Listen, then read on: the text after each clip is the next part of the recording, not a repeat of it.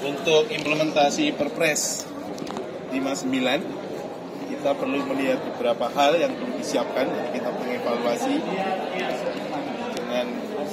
kita mengevaluasi persiapan dari pelaksanaan Perpres tersebut yang harus dibahas. Baik dari dimensi keberlanjutan akses dan keberlanjutan anggaran, termasuk iuran dan sebagainya.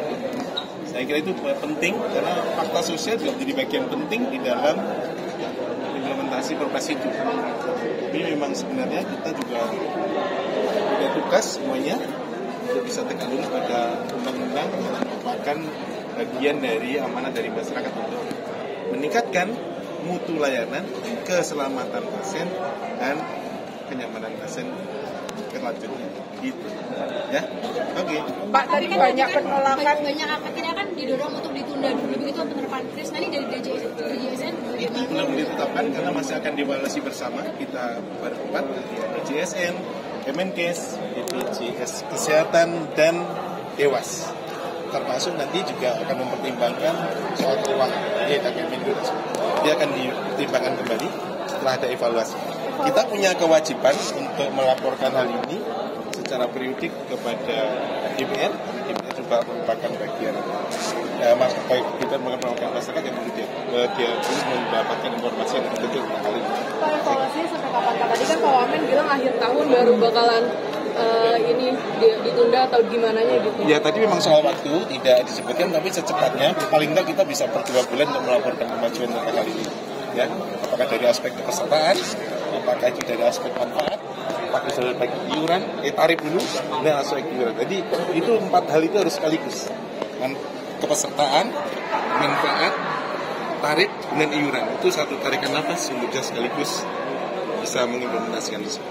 Pak, soal tarif itu nantinya akan untuk penegasan aja Pak, akan dijadikan satu atau bagaimana Pak? Kita akan melihat dulu dari hasil evaluasi aktuarianya, karena kita tidak ingin JKN ini mengalami masalah dengan keuangan. Jadi itu membutuhkan evaluasi yang mendalam tentang hal itu, ya. Karena Pak Dirut juga tidak ingin repot dengan adanya masalah soal keuangan yang tidak cukup kan itu ya. Jadi tetap akan menjadi bagian penting, salah satunya adalah soal hitungan aktuaria untuk melihat terkait anggaran.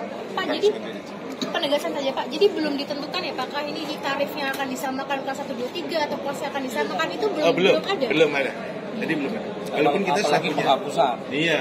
Jadi belum ada. Karena dari studi-studi yang lalu tentu tidak laporan kita naskah akademik kita kan terakhir tahun 2022. Tentu dengan dinamika sosial yang ada sekarang dan kebijakan-kebijakan sebelumnya kenaikan tarif yang telah dibuat oleh Permenkes kemarin, itu kan pengaruhnya besar. Dinamika jumlah kepesertaan yang sekarang berubah kayak apa modelnya, artinya misalnya contoh tadi sebut soal yang jumlah aktif kok makin tidak naik, itu segmennya mana saja dan sebagainya. Kan itu menjadi bagian penting untuk menghitung daripada aktuaria keberlangsungan dunia ini.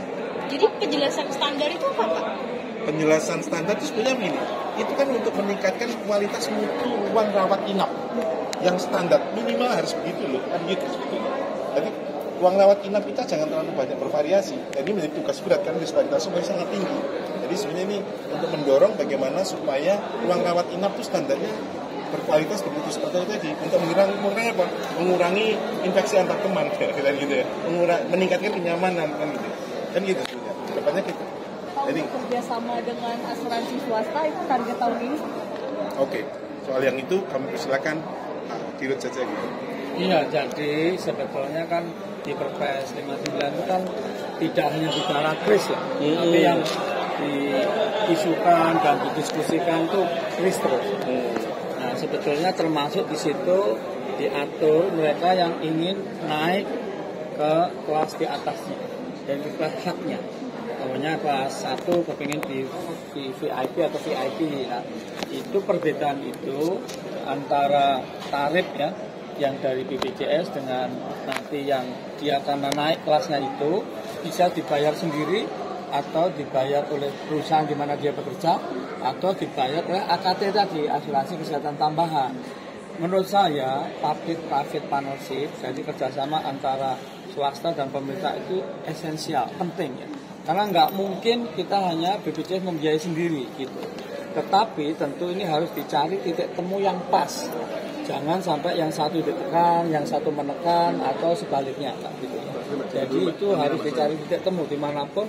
Public-private partnership itu amat sangat penting dan strategis karena biaya kita pelayanan kesehatan seluruh Indonesia ini sekitar 600 triliun. Itu termasuk yang tidak atau yang pergi ke luar negeri ya, itu sekitar 170-an triliun gitu. BPJS tahun ini anggarannya spending disetujui itu 176 triliun ya, gitu. Jadi dari total ya termasuk dari Pemda membangun pelayanan kesehatan ya di puskesmasnya, rumah sakit segala macam ya. Ini saya kira harus dihitung dan keseluruhan itu sekitar 600 triliun. Nah, berikutnya adalah tadi disepakati, kesepakatan itu tertulis ya. Nanti Anda bisa lihat sendiri seperti apa kesepakatan rapat RDP hari ini. Yang jelas dievaluasi lagi. Kita akan mengevaluasi kira-kira nanti satu tarikan napas paketnya seperti apa, tarif dan iurannya. Yang jelas BPJS untuk mengevaluasi mengusulkan yang lebih komprehensif yang tadi disampaikan akan dilaporkan secara berkala atau rutin kepada DPR hasil evaluasi itu, tetapi yang mengevaluasi leading sektornya memang BPJS diikutkan tapi bukan BPJS ya. Jadi Kementerian Kesehatan atau BPJS Kemkes gitu. Nah, BPJS mengusulkan untuk evaluasi itu harus komprehensif termasuk ditanyakan kepada peserta JKN. Dia itu ability atau kemampuan ya dan willingness to pay-nya, kemauan untuk membayarnya itu seberapa begitu. Itu harus menjadi pertimbangan dan evaluasi ke depan. Seperti itu. Kenapa perlu melibatkan peserta, Pak? Dalam hal ini kan peserta kan yang pertama. Istilahnya kan subjek ya. Jangan sampai peserta itu hanya menjadi objek. Kita harus memanusiakan manusia. Peserta yang menjadi ini jangan sampai bikin kebijakan tanpa mengikutkan peserta. Gitu. Berarti selama ini belum ada keterlibatan peserta, Pak? Saya tidak tahu, tapi waktu RDP yang dulu sudah kami sampaikan juga hal yang sama. Gitu. Karena menurut saya paling menentukan itu ya masyarakat gitu. Dia maunya seperti apa, kemampuannya seperti apa, gitu. Kemauannya ya, tidak hanya kemampuan, tapi kemauannya seperti apa, gitu. Itu harus menjadi pertimbangan. Pak, tadi soal ada pemangkasan sekitar 100.000 lebih bed. Enggak, itu kan hitungan. Kalau di dalam PP 47 di tahun 2021 itu ada di pasal 36, ada di pasal kalau nggak salah agak lupa aku 17 ya. Nah itu kan bahwa kris ini sebetulnya di situ disebutkan untuk penerima bantuan iuran. Nah, jadi untuk itu, nah dalam perjalanan kan kita kadang-kadang masih diskusi gitu, jadi belum utuh gitu, sehingga di Perpres 59 pun belum utuh gitu.